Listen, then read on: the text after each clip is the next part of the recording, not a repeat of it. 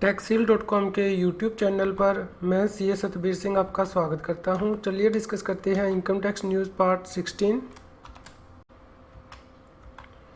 आज हम लोग डिस्कस करेंगे कि इनकम टैक्स एक्ट के सेक्शन 269 एसटी के अकॉर्डिंग आप कितना कैश किसी व्यक्ति से रिसीव कर सकते हैं। Section 269 ST of income tax act 1961 finance act 2017 के द्वारा इंसर्ट किया गया है विद इफेक्ट फ्रॉम 1 अप्रैल 2017। यह सेक्शन यह कहता है कि कोई भी व्यक्ति 2 लाख रुपया या उससे ज़्यादा रिसीव नहीं कर सकता है किसी भी व्यक्ति से एक दिन में एक सिंगल ट्रांजैक्शन के लिए या फिर इवेंट और ओकेजन से रिलेटेड ट्रांजैक्शन के लिए किसी भी व्यक्ति से। यदि कोई व्यक्ति 2 लाख रुपया या उससे ज़्यादा रिसीव करना चाहता है तो वह अकाउंट पे चेक के थ्रू रिसीव कर सकता है, अकाउंट पे बैंक ड्राफ्ट के थ्रू रिसीव कर सकता है या फिर बैंक के इलेक्ट्रॉनिक क्लियरिंग सिस्टम के थ्रू रिसीव कर सकता है। इस प्रकार कोई व्यक्ति 1 अप्रैल 2017 के बाद कैश में 2 लाख रुपया या उससे ज़्यादा किसी व्यक्ति से रिसीव नहीं कर सकता है एक दिन में, किसी सिंगल ट्रांजैक्शन के लिए भी रिसीव नहीं कर सकता है या फिर किसी इवेंट और ओकेजन के लिए भी किसी व्यक्ति से रिसीव नहीं कर सकता है। लेकिन ये प्रोविज़न अप्लाई नहीं होगी गवर्नमेंट को और banking company, post office saving bank और कोऑपरेटिव बैंक। यानी कि गवर्नमेंट किसी भी व्यक्ति से 2 लाख रुपया या उससे ज़्यादा कैश में रिसीव कर सकती है। इसी प्रकार बैंकिंग कंपनी भी 2 लाख रुपया या उससे ज़्यादा कैश में रिसीव कर सकती है और इसी प्रकार पोस्ट ऑफिस सेविंग बैंक और कोऑपरेटिव बैंक भी 2 लाख रुपया या उससे ज़्यादा कैश में रिसीव कर सकते हैं। यहाँ पे बैंकिंग कंपनी की डेफिनेशन सेक्शन 269 एस के अंदर दी गई है, एक्सप्लेनेशन टू क्लॉज 1। इसी प्रकार ही कोऑपरेटिव बैंक की जो डेफिनेशन है वो भी सेक्शन 269 एस की एक्सप्लेनेशन के क्लॉज 2 में जो दी गई है वो अप्लाई होगी। यहाँ पे हमें ध्यान रखना है कि डे वर्ड को इनकम टैक्स एक्ट के अंदर डिफाइन नहीं किया गया है, लेकिन यदि हम सुप्रीम कोर्ट की जजमेंट को रेफर करते हैं Prabhu Dayal Sisma versus state of Rajasthan, तो उसमें डे को बताया गया है। डे का मतलब है कि लीगल डे जो कि रात के 12 बजे से स्टार्ट होता है और नेक्स्ट डे के रात के 12 बजे तक कंटिन्यू रहता है। सेक्शन 269 एसटी उन ट्रांजैक्शन के लिए भी अप्लाई नहीं होगा जो कि सेक्शन 269 एस के अंदर डिफाइन की गई हैं इनकम टैक्स एक्ट के। चलिए अब हम समझ लेते हैं section 269 S of income tax act को, जो कि यह कहता है कि कोई भी व्यक्ति लोन, डिपॉजिट या फिर स्पेसिफाइड सम ना तो टेक कर सकता है ना ही एक्सेप्ट कर सकता है यदि लोन, डिपॉजिट और स्पेसिफाइड सम का एग्रीगेट अमाउंट जो है वो 20,000 रुपीज़ या उससे ज़्यादा है। यदि वह व्यक्ति लोन, डिपॉजिट या स्पेसिफाइड सम लेना चाहता है तो उसे अकाउंट पे चेक के थ्रू ही लेना होगा या फिर अकाउंट पे ही बैंक ड्राफ्ट या फिर using electronic clearing system of a bank. यहाँ पे लोन और डिपॉजिट का मतलब है कि लोन और deposit of money and specified sum का मतलब है कि यदि कोई व्यक्ति इमूवेबल प्रॉपर्टी की ट्रांसफ़र करता है तो वह कोई एडवांस लेता है या फिर कोई भी और कंसिडरेशन उस प्रॉपर्टी के लिए लेता है, भले ही जो ट्रांसफ़र है वो टेक प्लेस हो या फिर ना हो। इसी प्रकार 269 एसटी की प्रोविज़न उन व्यक्तियों को अप्लाई नहीं होगी जो कि सेंट्रल गवर्नमेंट नोटिफिकेशन के द्वारा स्पेसिफाई करती है। इसके लिए गवर्नमेंट ने नोटिफिकेशन इशू किया है जिसमें कि सरकार ने ये कहा है कि सेक्शन 269 एसटी की प्रोविज़न अप्लाई नहीं होंगी एक बिजनेस कॉरस्पॉन्डेंस को जो कि आरबीआई की गाइडलाइंस के अकॉर्डिंग बैंकिंग कंपनी या कोऑपरेटिव बैंक के बिहाफ पे कैश की रिसीविंग करता है 2 लाख रुपया या फिर उससे ज़्यादा की, या फिर कोई white label ATM operator RBI की ऑथराइजेशन के अकॉर्डिंग रिटेल आउटलेट से कैश की रिसीविंग करता है 2 लाख रुपया या फिर उससे ज़्यादा की, या फिर कोई भी प्रीपेड पेमेंट इंस्ट्रूमेंट का जो इशूअर है अपने एजेंट से रिसीविंग करता है 2 लाख रुपया या फिर उससे ज़्यादा कैश में in according with RBI guidelines, या फिर क्रेडिट कार्ड की पेमेंट के लिए कोई कंपनी बिल्स के अगेंस्ट जो है रिसीविंग करती है किसी व्यक्ति से, या फिर उस इनकम के लिए रिसीविंग की जाती है जो कि सेक्शन 10 सबसेक्शन 17A के अंदर स्पेसिफाई की गई हैं इनकम टैक्स एक्ट के। यह नोटिफिकेशन 57/2017 3 जुलाई 2017 को इशू किया गया था, लेकिन इसमें कहा गया था कि यह नोटिफिकेशन 1 अप्रैल 2017 से अप्लाई होगा। जो इनकम सेक्शन 10 सबसेक्शन 17A के अंदर स्पेसिफाई की गई हैं वह है, यदि कोई अवार्ड लिया जाता है सेंट्रल गवर्नमेंट से, स्टेट गवर्नमेंट से या फिर इंस्टीट्यूशन से जो कि सेंट्रल गवर्नमेंट के द्वारा अप्रूव किया जाता है, या फिर कोई रिवॉर्ड लिया जाता है सेंट्रल गवर्नमेंट या स्टेट गवर्नमेंट से जहाँ पे कि रिवॉर्ड का अमाउंट सेंट्रल गवर्नमेंट के द्वारा अप्रूव किया जाता है, इन केसेस में व्यक्ति 2 लाख रुपया या फिर उससे ज़्यादा कैश में रिसीविंग कर सकता है। क्या कोई व्यक्ति 2 लाख रुपया या फिर उससे ज़्यादा कैश में government company, banking company, post office saving bank या फिर कोऑपरेटिव बैंक से निकलवा सकता है या रिसीव कर सकता है? इसके लिए हमें section 269 ST of income tax act 1961 को रेफ़र करना होगा, जहाँ पे कि प्रोविज़न दी गई थी जो कि यह कहती थी कि यह सेक्शन अप्लाई नहीं होगा यदि गवर्नमेंट रिसीविंग करती है कैश की 2 लाख रुपया या फिर उससे ज़्यादा की, या फिर banking company, post office saving bank या कोऑपरेटिव बैंक रिसीविंग करता है। यहाँ पे वर्ड रिसीट बाय लिखा गया था, रिसीट फ्रॉम नहीं लिखा गया था, इसलिए सरकार ने नोटिफिकेशन इशू किया 28/2017 ऑन 5 अप्रैल 2017, जिसमें कि कहा गया कि नोटिफिकेशन 1 अप्रैल 2017 से अप्लाई होगा। और जो सेक्शन 269 ST की प्रोविज़न है वह उस केस में अप्लाई नहीं होंगी यदि जो एंटिटी स्पेसिफाई की गई हैं सेक्शन 269 ST क्लोज 1 सब क्लोज बी के अंदर, यदि कोई व्यक्ति इन एंटिटी से कैश लेता है तो उसे सेक्शन 269 ST की प्रोविज़न अप्लाई नहीं होंगी। इस प्रकार हम कह सकते हैं कि यदि कोई व्यक्ति 2 लाख रुपया या फिर उससे ज़्यादा कैश निकलवाता है बैंकिंग कंपनी से, पोस्ट ऑफिस सेविंग बैंक से या फिर कोऑपरेटिव बैंक से या फिर गवर्नमेंट से रिसीविंग लेता है, तो उस केस में उसे सेक्शन 269 ST की प्रोविज़न अप्लाई नहीं होंगी और वो ये अमाउंट रिसीव कर सकता है।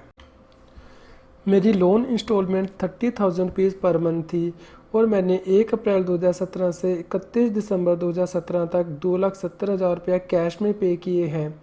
क्या NBFC कंपनी इस कैश को एक्सेप्ट कर सकती है, क्योंकि जो मैंने टोटल कैश पे किया है वो 2 लाख रुपया से ज़्यादा है?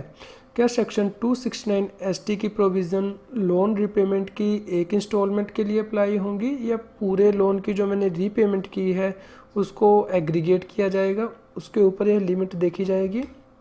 इसके लिए सरकार ने सर्कुलर नंबर 22 इशू किया है ऑन 3 जुलाई 2017, जिसमें कि सरकार ने क्लैरिफाई किया है कि यदि नॉन बैंकिंग फाइनेंस कंपनी या फिर हाउसिंग फाइनेंस कंपनी किसी लोन की रीपेमेंट के लिए कोई अमाउंट रिसीव करती हैं तो सेक्शन 269 ST के क्लोज बी के अंदर एक लोन की जो रीपेमेंट की जाएगी उसकी जो किस्त होगी उसको ही सिंगल ट्रांजैक्शन माना जाएगा और जो लोन की टोटल अमाउंट है उसको एग्रीगेट नहीं किया जाएगा for the purpose of section 269 ST। क्या कोई पार्टनरशिप फर्म 1 अप्रैल 2017 के बाद 2 लाख रुपया या फिर उससे ज़्यादा किसी व्यक्ति से कैश में रिसीव कर सकती है? इसके लिए हम section 269 ST of income tax act को रेफ़र करना होगा, जो कि यह कहता है कि कोई भी व्यक्ति 1 अप्रैल 2017 के बाद किसी भी व्यक्ति से 2 लाख रुपया या फिर उससे ज़्यादा जो है वो कैश में रिसीव नहीं कर सकता है। यहाँ पे पर्सन की definition section 2 subsection 31 of income tax act के अंदर दी गई है, यानी कि इस पर्सन को डिफाइन किया गया है। पर्सन के अंदर individuals, Hindu undivided family, companies, firm, association of persons, body of individual, local authority and other artificial judicial persons आते हैं। इस प्रकार हम कह सकते हैं कि section 269 ST of income tax act सभी व्यक्तियों को अप्लाई होगा, भले ही वो इंडिविजुअल हो, HUF हो, कंपनी हो, फर्म हो, AOP हो, BOI हो, लोकल अथॉरिटी हो, आर्टिफिशियल जुडिशियल पर्संस हो, चैरिटेबल या फिर रिलीजियस ट्रस्ट हो।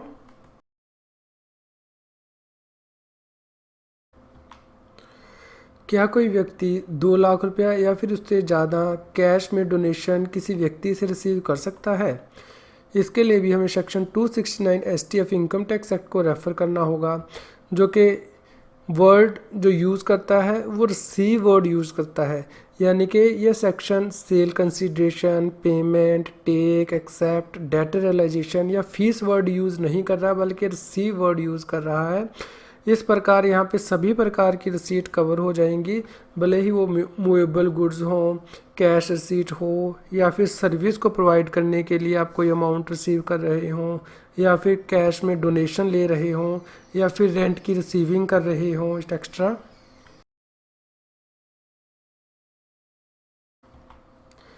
क्या कोई व्यक्ति 2 लाख रुपया या फिर उससे ज़्यादा कैश में किसी और व्यक्ति से एक दिन में इंस्टॉलमेंट्स में रिसीव कर सकता है? इसके लिए हम section 269 STF income tax act को रेफ़र करना होगा, जो कि यह कहता है कि आप किसी व्यक्ति से एक दिन में एग्रीगेट अमाउंट 2 लाख रुपया या फिर उससे ज़्यादा कैश में रिसीव नहीं कर सकते हैं। इस प्रकार यदि मिस्टर ए मिस्टर बी से एक दिन के अंदर 4 इंस्टॉलमेंट्स में भी 50,000 रुपया लेता है तो भी वह सेक्शन 269 ST के अंदर कवर हो जाएगा, क्योंकि जो एग्रीगेट अमाउंट है वो 2 लाख रुपया से ज़्यादा तक हो जाता है। यदि कोई व्यक्ति हॉस्पिटल चला रहा है तो वह क्या किसी व्यक्ति से हॉस्पिटल बिल के लिए 2 लाख रुपया या फिर उससे ज़्यादा डिफरेंट डेज़ के अंदर इंस्टॉलमेंट्स में कैश में रिसीव कर सकता है? इसके लिए भी हमें सेक्शन 269 ST को रेफ़र करना होगा, जो कि यह कहता है कि सिंगल ट्रांजैक्शन के लिए भी कोई व्यक्ति 2 लाख रुपया या फिर उससे ज़्यादा किसी व्यक्ति से कैश में रिसीव नहीं कर सकता है। इस प्रकार यदि कोई व्यक्ति हॉस्पिटल चला रहा है तो वह 2 लाख रुपया या फिर उससे ज़्यादा कैश में रिसीव नहीं कर सकता है, क्योंकि यहाँ पे जो सिंगल बिल है या फिर ट्रांजैक्शन है वो सेक्शन 269 ST के अंदर कवर हो जाएगी। आप इस पेमेंट को डिफरेंट डेज़ के अंदर स्प्लिट नहीं कर सकते हैं। यदि कोई व्यक्ति हॉस्पिटल चलाता है और मिस्टर ए को सर्विस देता है और जो हॉस्पिटल का बिल है वो 4 डिफरेंट पर्सन्स पे करते हैं, डिफरेंट डेज़ में पे करते हैं, इंस्टॉलमेंट्स में पे करते हैं, तो क्या 2 लाख रुपया या फिर उससे ज़्यादा कैश में रिसीव किया जा सकता है? इसके लिए हमें 269 STF इनकम टैक्स एक्ट 1961 को रेफ़र करना होगा, जहाँ पे कि क्लोज बी दिया गया है। यदि आप इस क्लोज को ध्यान से पढ़ेंगे तो वर्ड फ्रॉम अ पर्सन जो है क्लोज बी में वो नहीं दिया गया है। इस प्रकार इस ट्रांजैक्शन के लिए जो है वो 2 लाख रुपया या फिर उससे ज़्यादा कैश में रिसीव नहीं किया जा सकता, इवन दो के 4 डिफरेंट पर्सन जो है इस सिंगल ट्रांजैक्शन के लिए डिफरेंट डेज में पेमेंट कर रहे हैं, तब भी यह पेमेंट जो है वो कैश में नहीं की जा सकती।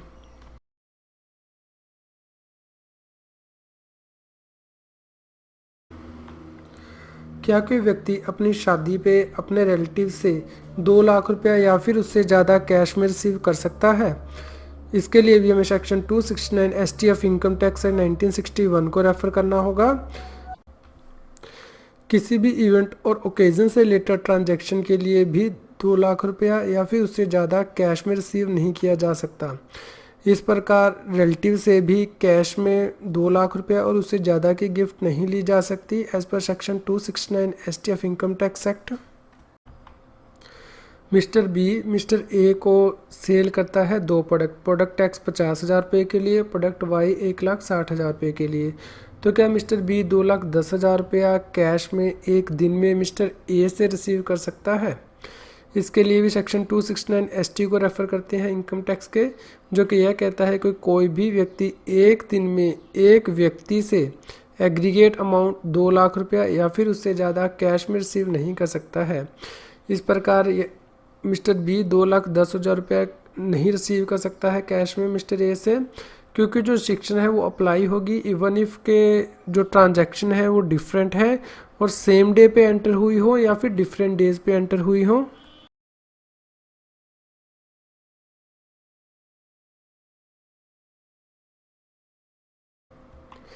यदि कोई व्यक्ति 2 लाख रुपया या फिर उससे ज़्यादा कैश में रिसीव करता है 1 अप्रैल 2017 के बाद, तो उस पर कितनी पेनल्टी लगाई जा सकती है?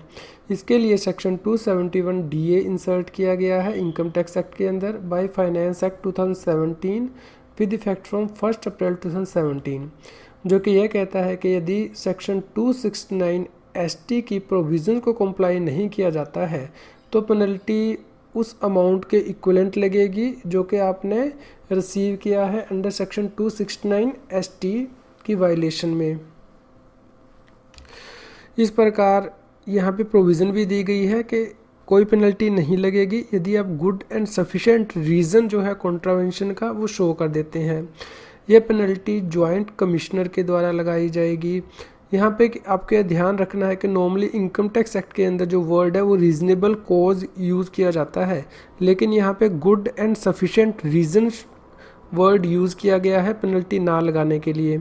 हो सकता है कि आपके पास रीज़नेबल कॉज हो, लेकिन यदि आपके पास गुड एंड सफिशेंट रीज़न नहीं है अपनी ट्रांजैक्शन को एक्सप्लेन करने के लिए, तो उस केस में आपके ऊपर पेनल्टी लगाई जा सकती है सेक्शन 271 DA के अंतर्गत।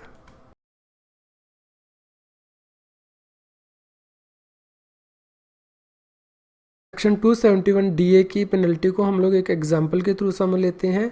मान लीजिए कस्टमर राम से एक इनवाइस के अगेंस्ट 2,10,000 रुपया रिसीव किया जाता है कैश में, तो जो पेनल्टी है वो जो अमाउंट आपने कैश में रिसीव किया है उसके इक्विवेलेंट लगेगी, यानी कि 2,10,000 रुपया।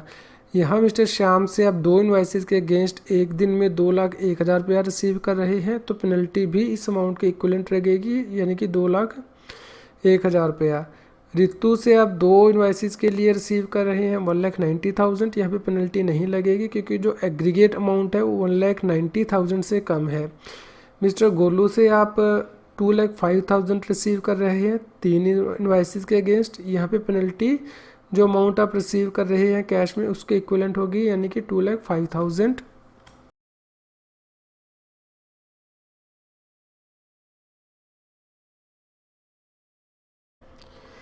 यदि कोई व्यक्ति 2 लाख रुपया या फिर उससे ज़्यादा कैश में रिसीव करता है तो उसे किन बातों का ख्याल रखना है। सेक्शन 269 ST की पेनल्टी तब भी अप्लाई हो सकती है यदि व्यक्ति के पास पैन नंबर नहीं है या फिर वो इनकम टैक्स एक्ट के अंदर SSC नहीं है। यह रिस्ट्रिक्शन जो है 2 लाख रुपया या फिर उससे ज़्यादा कैश में ना रिसीव करने की तब भी अप्लाई होगी, भले ही आपकी जो रिसीट है वो पर्सनल इनकम के लिए हो या फिर बिजनेस पर्पज़ के लिए हो, या फिर कैपिटल नेचर की रिसीट हो या फिर रेवेन्यू नेचर की रिसीट हो, या फिर टैक्स फ्री इनकम के लिए हो या फिर टैक्सेबल इनकम के लिए हो। यहाँ पे आपको यह ध्यान रखना है कि जो पेनल्टी है वो पेयर ऑफ इनकम के ऊपर नहीं लगेगी, बल्कि उस व्यक्ति के ऊपर लगेगी जो कि अमाउंट को रिसीव करेगा कैश में। भले ही आप पेमेंट जो है ई-वॉलेट सिस्टम या पेटीएम के थ्रू रिसीव कर रहे हों, यदि आप 2 लाख रुपया या फिर उससे ज़्यादा सेक्शन 269 ST की वायलेशन के में रिसीव करते हैं तो आपके ऊपर पेनल्टी लगाई जा सकती है, क्योंकि जो ई-वॉलेट है या फिर पेटीएम है वो बैंकिंग सिस्टम के अंदर इलेक्ट्रॉनिक क्लियरिंग सिस्टम नहीं है। इसी प्रकार ही करेक्टर रिसीट का रेलेवेंट नहीं है। इवन इफ के कोई फार्मर अपनी एग्रीकल्चर प्रोड्यूस को सेल करता है और 2 लाख रुपया या फिर उससे ज़्यादा कैश में रिसीव करता है, तब भी उसके ऊपर इनकम टैक्स एक्ट के अंदर पेनल्टी लगाई जा सकती है। कंसीडरेशन भी रेलेवेंट नहीं है। इवन इफ कोई व्यक्ति बिना किसी कंसीडरेशन के पैसा रिसीव करता है 2 लाख रुपया या फिर उससे ज़्यादा कैश में, तो भी उसके ऊपर पेनल्टी लगाई जा सकती है। यहाँ पे 2 इम्पैक्ट हो सकते हैं। यदि बिना कंसीडरेशन के पैसा रिसीव किया जा सकता है तो उसे सेक्शन 56 के अंदर चार्ज किया जा सकता है। इसके अलावा उसके ऊपर सेक्शन 271 DA के अकॉर्डिंग पेनल्टी लगाई जा सकती है। आपने पैसा रिसीव करने के बाद बैंक में डिपॉजिट कर दिया, इसका कोई रेलेवेंस नहीं है। यदि आपने 2 लाख रुपया या फिर उससे ज़्यादा कैश में रिसीव किया है तो आपके ऊपर पेनल्टी लगाई जा सकती है।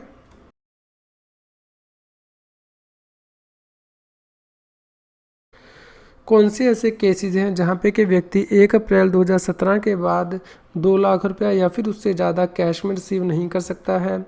कोई व्यक्ति गिफ्ट को कैश में रिसीव नहीं कर सकता है यदि उसका अमाउंट 2 लाख रुपया या फिर उससे ज़्यादा है।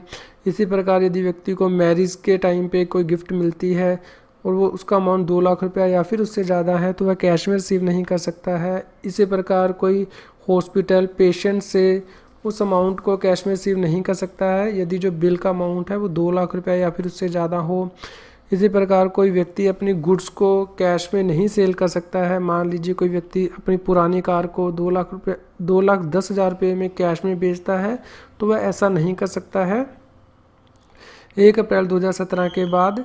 इसी प्रकार कोई व्यक्ति यदि डेप्रिशिएबल कैपिटल एसेट की सेल करता है तो अमाउंट जो है वो कैश में रिसीव नहीं कर सकता यदि अमाउंट 2 लाख रुपया या फिर उससे ज़्यादा है।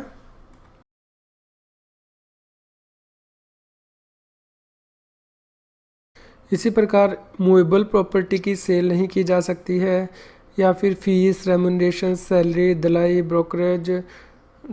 ब्रोकरेज, कॉन्ट्रैक्ट पेमेंट एक्स्ट्रा जो है वो वायलेशन ऑफ सेक्शन 269 एसटी के अकॉर्डिंग नहीं रिसीव की जा सकती है। इसी प्रकार लोन की रिकवरी विद इंटरेस्ट 2 लाख रुपया या फिर उससे ज़्यादा कैश में नहीं रिसीव की जा सकती। डोनेशन रिसीट बाय ट्रस्ट वो 2 लाख रुपया या फिर उससे ज़्यादा कैश में नहीं हो सकती। इसी प्रकार यदि कोई पार्टनर फर्म से एडवांस लेता है, एम्प्लॉयर से एडवांस लेता है या फिर एजेंट प्रिंसिपल से एडवांस लेता है, भले ही वो पर्सनल पर्पज़ के लिए हो या फिर बिजनेस पर्पज़ के लिए हो, वो सेक्शन 269 एसटी की वायलेशन नहीं कर सकता। इसी प्रकार कोई पार्टनर फर्म से प्रॉफिट या कैपिटल जो है वो कैश में विड्रॉ नहीं कर सकता, या फिर कोई व्यक्ति अपने एम्प्लॉयर को रिम्बर्समेंट के लिए बिल देता है और जो रिम्बर्समेंट का अमाउंट है वो 2 लाख रुपया या फिर उससे ज़्यादा हो जाता है तो वह कैश में रिसीव नहीं कर सकता है। इसी प्रकार कोई व्यक्ति जर्नल एंट्रीज के थ्रू भी कैश नहीं रिसीव कर सकता। मान लीजिए किसी व्यक्ति की बुक्स में डेटर भी खड़े हैं और क्रेडिटर भी खड़े हैं, तो वो एक दूसरे से उस डेटर और क्रेडिटर को सेट ऑफ नहीं कर सकता है।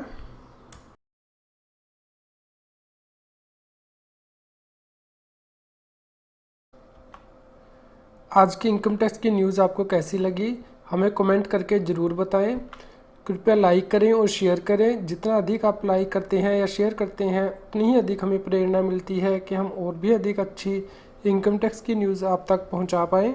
इनकम टैक्स एक्ट पर नई बुक्स मार्केट में रिलीज़ कर दी गई हैं as amended by finance act 2017, income computation and disclosure standard, income tax rules by Taxmann, income tax act as amended by finance act 2017 and direct tax ready reckoner by doctor Vinod K Singhania for assessment year 2017-18 and 2018-19 40th edition. इन सभी books के link इस income tax news की video description में भी दिए गए हैं। यदि आपने हमारी पुरानी इनकम टैक्स न्यूज़ और टिप्स को मिस कर दिया है तो आप इस चैनल की प्लेलिस्ट पर जाकर उन्हें रेफ़र कर सकते हैं। इस चैनल की वीडियो प्लेलिस्ट के ऊपर जाकर आप इनकम टैक्स से रिलेटेड न्यूज़, टिप्स और ट्यूटोरियल को रेफ़र कर सकते हैं ताकि आप इनकम टैक्स की इंटरेस्ट और पेनल्टी से बच सकें। इनकम टैक्स एक्ट पर फ्री अपडेट के लिए आप हमारे फ्री न्यूज़लेटर को सब्सक्राइब करें, जिसका लिंक के इस न्यूज़ की वीडियो डिस्क्रिप्शन में भी दिया गया है। यदि अभी तक आपने हमारी टैक्सिल की मोबाइल ऐप डाउनलोड नहीं की है तो उसका लिंक भी इस इनकम टैक्स न्यूज़ की वीडियो डिस्क्रिप्शन में दिया गया है। इनकम टैक्स के डेली अपडेट्स के लिए आप हमारे यूट्यूब चैनल को सब्सक्राइब करें। यदि आपको ये वीडियो पसंद आया हो तो उसको लाइक करें और शेयर करें। आप हमें फेसबुक, गूगल और व्हाट्सएप पर भी शेयर कर सकते हैं। यदि आपकी इनकम टैक्स से रिलेटेड कोई क्वेरी है तो हमें कमेंट जरूर करें। taxil.com पर रेगुलरली विजिट करें। Thank you.